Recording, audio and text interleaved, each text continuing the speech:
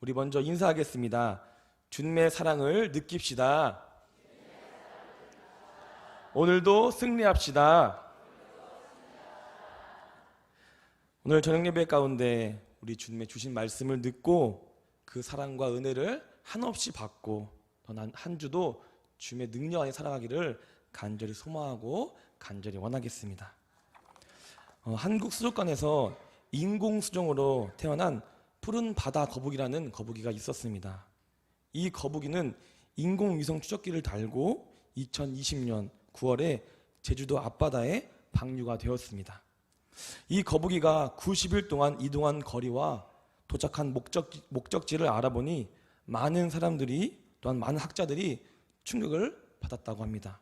그 이유는 이 푸른 바다 거북이가 몇 날 며칠 몇 달을 헤엄쳐 도착한 그곳이 제주도에서부터 3,847km 떨어진 베트남 동쪽 해역이었다고 합니다. 거북이가 90일 동안 헤엄쳐 간 그 베트남 동쪽 해역은 대대로부터 푸른 바다 거북이들의 고향이며 알을 낳기 위한 산란지였습니다. 이 거북이는 4년 동안 수족관 밖을 벗어난 적도 없고 그곳에 대한 기억과 또한 그곳에 대한 냄새를 맡은 적도 한 번도 없었다고 합니다. 한마디로 그곳에 대한 기억과 정보가 아무것도 없이 그 바다 거북이는 3,847km 떨어진 그곳으로 달려갔던 것입니다. 또한 1993년 진도에서 일어난 일입니다. 1988년도 진도에서 태어난 이 백구는 1933년 3월 대전으로 팔려가게 되었습니다.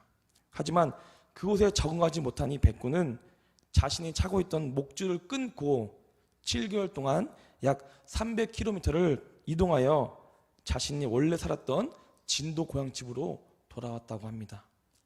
또한 극제비 갈매기는 북극권의 지대에 살면서 자라지만 어른이 되면 남극까지 날아갔다가 96,000km를 날아서 다시 고향으로 돌아온다고 합니다. 이 96,000km를 계산을 해보면 지구를 약 2바퀴 반은 도는 거리와 같다고 합니다. 이 푸른 바다 거북이는 본 적도 없고 경험하지 못한 자신들의 고향을 어떻게 찾아내는 것일까요? 이 백구는 어떻게 알지도 못한 곳에서부터 자신이 살던 그 진도까지 어떻게 찾아내는 것일까요? 이 극제비 갈매기는 그렇게 먼 거리에서 고향을 어떻게 찾아오는 것일까요? 바로 이거는 귀소 본능 때문이라고 합니다. 귀소 본능이란 동물이 먼 곳에 있다가도 특정한 장소와 자신이 태어난 곳이나 자신이 살고 있던 집 또한 둥지로 돌아오는 성질을 말한다고 합니다. 사람과 같은 포유동물과 또한 고래와 새와 파충류 그 모든 물고기까지 다양한 생물들이 귀소 본능을 가지고 있다고 합니다. 이들의 공통점은 모두 한 가지입니다. 거리가 멀든지 또한 어렵든지 자신의 고향으로 되돌아왔다는 것입니다. 그 거리가 얼마나 되든지 얼마나 멀어서 힘들든지 그 모든 것보다 고향을 가겠다는 한 가지 목표를 가지고 그들은 날거나 헤엄쳐왔다는 것입니다. 이들은 고향까지 오는 동안 고향 생각만 했을 것입니다. 고향에 가고 싶은 본능 때문에 길을 잃어버릴 수 있었지만 잘못된 목적지로 갈 수 있었지만 그들은 정신을 차리고 자신들의 올바른 고향으로 도착을 했습니다. 바로 고향에 대한 그림과 포근함 때문인 것입니다. 오늘 예레미야 8장 전체가 이스라엘을 향한 하나님의 심판에 대한 메시지입니다. 백성들은 우상 숭배와 여러 악행으로 말미암아 하나님의 진노의 막대기로 바벨론을 들여서 이들을 철저히 팔멸시키고 심판하십니다. 하지만 이 백성들은 주님의 진노와 심판을 알아차리지 못하고 까막눈이 되어 몇 대로 자신들의 삶을 살아가고 있었습니다. 생명과 같은 그 말씀이 중심이 되는 것이 아닌 자신의 욕망과 욕심이 중심이 되어 악의 세상 가운데 살아가게 되었던 것입니다. 악행을 뉘우칠 줄 모르고 거짓에 돌이킬 줄 모르는 그 원악함이 그들의 인생을 집어삼키게 되었습니다. 그들의 인생을 삼켜 그들은 주님을 배반하였고 주님을 모욕하는 하지 말아야 할 그 모든 범죄까지 저질렀습니다.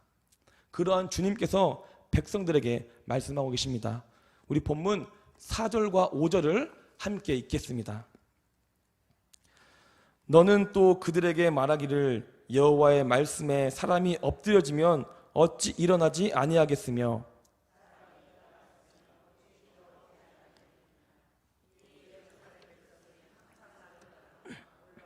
어찌함이냐 그것이 거짓을 고집하고 돌아오기를 거절하도다. 아멘. 사람은 누구나 실수를 하는 것이 자연스러운 것입니다. 그로 인해 실패할 수도 있고 더 나아가 실패를 통해 교훈을 배울 수도 있습니다. 이러기 위해서는 자신의 실수와 잘못을 인정하고 회개를 통해 돌아오는 조건이 있어야 합니다.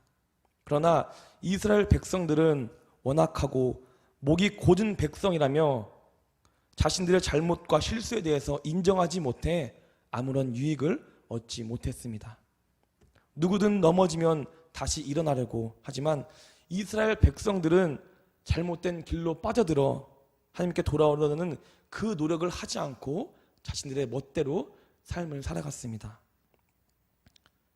심지어 그들은 질신될 말로 하지 않고 이러한 모습들을 자책하였지만 그들은 자신들의 죄악을 진심으로 뉘우치지 않았습니다.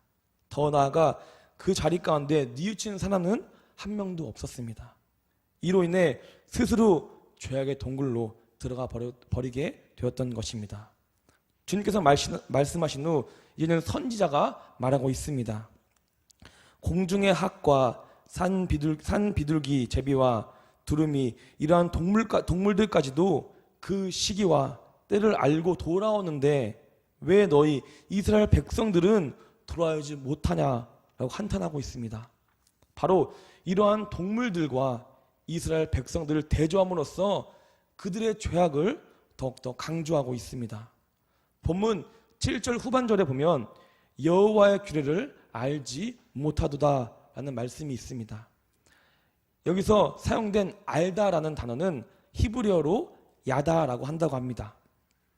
이 단어의 뜻은 그냥 지식이나 지혜, 즉 머리로만 아는 것이 아닌 몸으로서 경험과 체험을 통해 깨닫는 것을 의미하고 있습니다. 쉽게 설명하면 아다는 머리가 아니라 바로 마음을 쓰는 것입니다. 그렇습니다.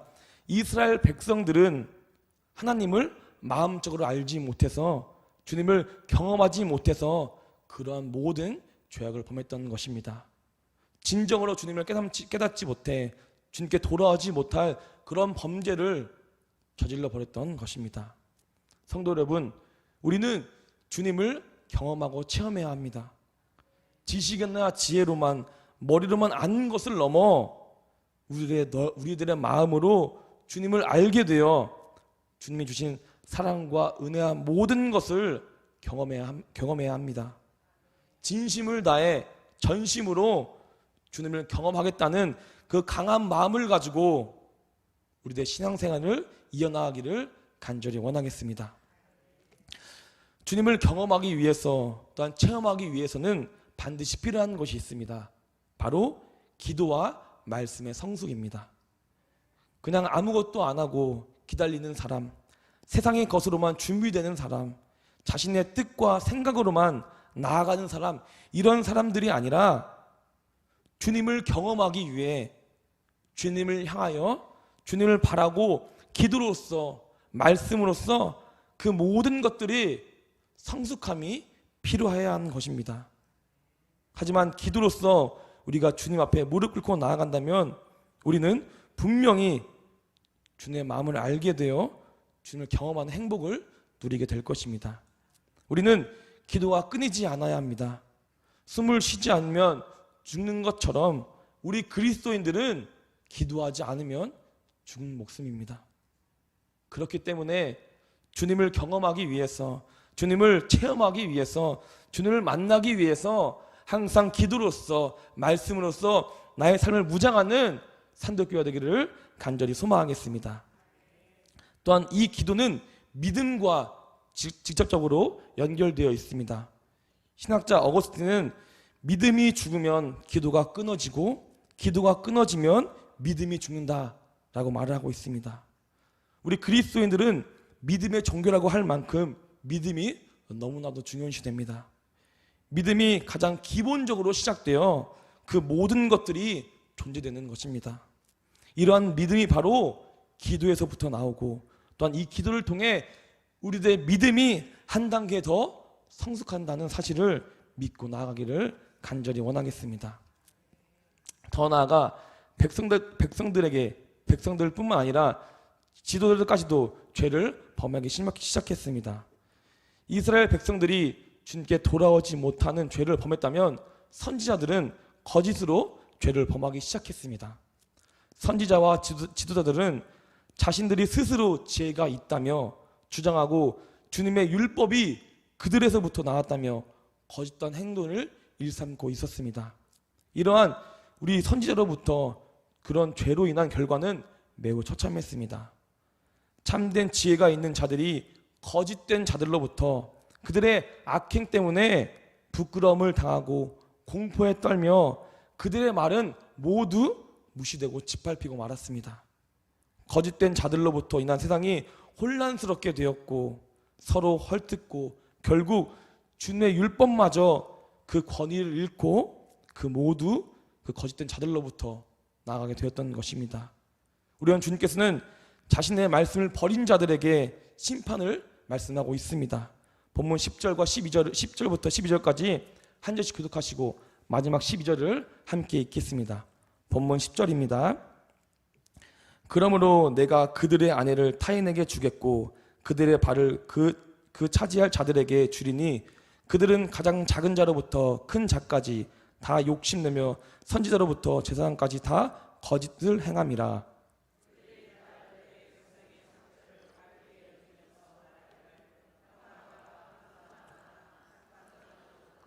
함께 읽겠습니다. 그들이 가증한 일을 행할 때 부끄러워하겠느냐? 아니라 조금도 부끄러워하지 않을 뿐 아니라 얼굴도 붉어지지 아니하. 그러므로 그들이 엎드려질 자와 함께 엎드려질 것이라. 내가 그들을 벌할 때 그들이 거꾸러지라. 여호와의 말씀이니라. 아멘. 결과는 어떠했습니까? 그들의 아내는 타인에게 넘어가고 가정이 파괴되며 토지는 타인이 차지하게 된다고 말하고 있습니다. 여기서 토지는 이스라엘 백성들이 그토록 소중하게 여겼던 주님이 이스라엘 백성이 약속했던 땅, 바로 가나안 땅을 의미하고 있습니다. 가나안 땅마저 짓밟히게 되고 적들에게 빼앗기게 된다고 말하고 있습니다. 이 모든 것은 작은 자로부터 큰 자까지 탐욕에 눈이 멀어 발생하였고 심지어 백성들의 악행을 발벗고 나서서 말려야 할 선지자들이 그들도 함께 거짓과 사악한 행위를 일삼았던 것입니다. 더 나아가 그들이 더욱더 악행을 행하고 죄를 범했던 것입니다. 그들의 거짓은 계속되고 있었습니다. 백성들이 상처 입고 끙끙 앓고 있었지만 그들은 괜찮다 말하지만 전혀 괜찮지 않은 상태였습니다. 이러한 상황들이 더욱더 백성들을 힘들게 하고 거짓된 길로 인도하고 있었던 것입니다. 앞선 거짓된 위안으로 백성들을 속이면서도 조금도 그들은 부끄러워하지 않으며 얼굴색도 바뀌지 않았습니다. 지금 상황으로선 그들을 설득하는 것이 불가능한 상황이었습니다. 결국 남은 것은 단 하나, 바로 하나님의 심판의 말씀이었습니다. 주님은 심판의 말씀을 우리에게 말씀하고 있습니다. 본문 13절부터 17절까지를 교독하시고 17절을 함께 읽겠습니다. 13절입니다. 여호와의 말씀이니라. 내가 그들을 진멸하리니 포도나무에 포도가 없을 것이며 무화과 나무에 무화과가 없을 것이며 그 잎사귀가 마른 것이라. 내가 그들에게 준 것이 없어지리라 하셨나니.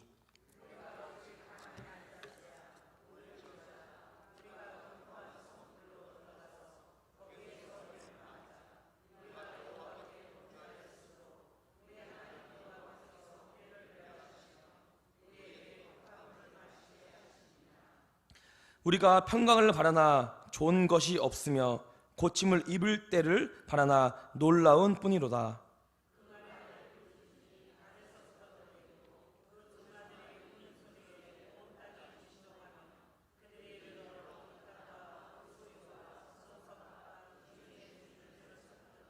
함께 읽겠습니다. 여호와의 말씀이니라.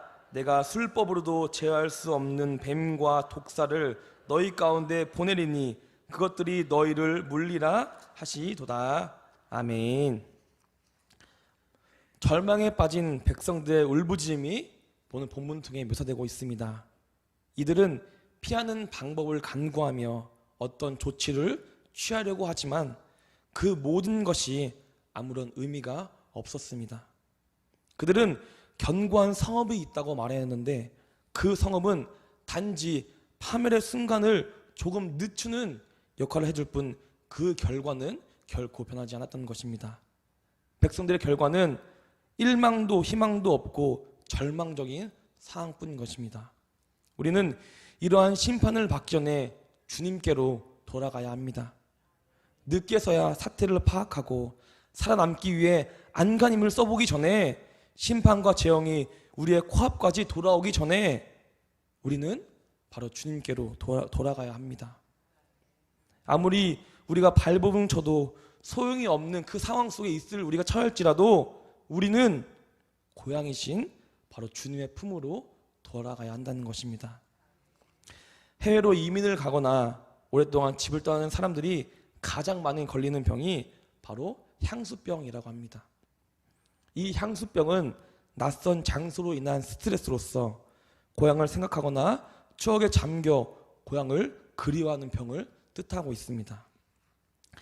이 향수병을 시작으로 고향을 떠난 사람들에게는 많은 병들이 발생한다고 합니다. 향수병을 시작으로 고황장애, 또한 우울증, 건강 악화 등 그것들이 발생하여 그들이 행복한 삶을 느끼지 못해 스스로 목숨줄을 끊거나 양문까지 서는 데는 비참한 결과를 맞이한다고 합니다. 즉 그들의 삶 자체가 모조리 파괴되기 시작하는 것입니다.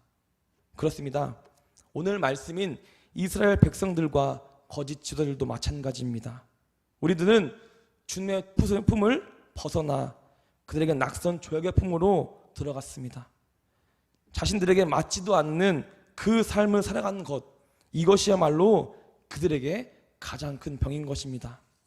더 나아가 그들의 고향인 주님의 품으로 돌아오는 것을 망각한 채 자신들의 고향이 바로 그 세상과 죄악인 줄 알며 그들은 살아갔습니다. 죄악의 품으로 살기 위해 죄악을 따르는 것은 당연한 일입니다. 로마에 가면 로마법에 따르듯 그 말이 있듯 죄악의 품에 살아가기 위해서는 반드시 죄인이 되어야 한다는 것입니다.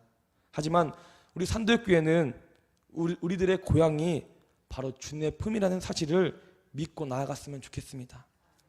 힘이 들여도 어려울지라도 설령 그 돌아가는 길이 고난과 핍박과 아픔과 그 모든 것의 연속일지라도 우리는 세상으로 나아가는 것이 아니라 우리들의 진정한 고향인 바로 주님의 품으로 돌아가야 합니다. 설령 내가 지금 잘못된 길을 가고 있다면 잘못을 깨닫고 우리들의 진정한 고향인 주님의 품으로 돌아가야 한다는 것입니다. 그 품으로 돌아가기 위해선 앞서 말했듯이 바로 기도와 말씀의 성숙이 우리는 반드시 필요합니다. 우리는 검문도 선교를 통해서 기도의 힘을 느꼈고 또한 비전센터를 통해서 더욱더 기도의 능력을 느끼고 있습니다. 그렇기 때문에 우리 참된 그리스도인들은 믿음의 성숙, 더 나아가 주님을 알고 싶은 그 말씀을 깊이 이해하는 말씀의 지혜 또한 필요한 것입니다. 그로 인해서 우리들의 고향인 세상이 아닌, 세상의 죄악이 아닌 주님의 품이라는 사실을 기억하며 살아가기를 간절히 원하겠습니다. 그 어떠한 고통과 핍박과 고난이 와도 우리는 우리의 품은 세상이 아닌 주님의 품이라는 사실을 믿고 나아가는 산도교회가 되기를 간절히 원하고 간절히 기도하겠습니다.